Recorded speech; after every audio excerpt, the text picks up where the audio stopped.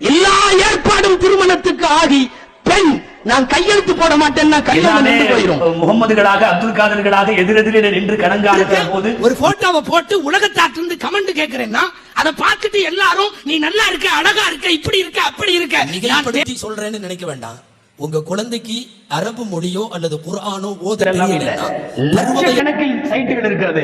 அந்த சைட்டுகள் அனைத்தும் இஸ்லாமிய எதிர்ப்பை தெரியாமல் கக்குவது என்பது அவர்களுடைய அயோஜனத்தை கொண்டு வந்து கொடுக்கிற எந்த கடனாக இருந்தாலும் அது ஒரு உயிர் தானே.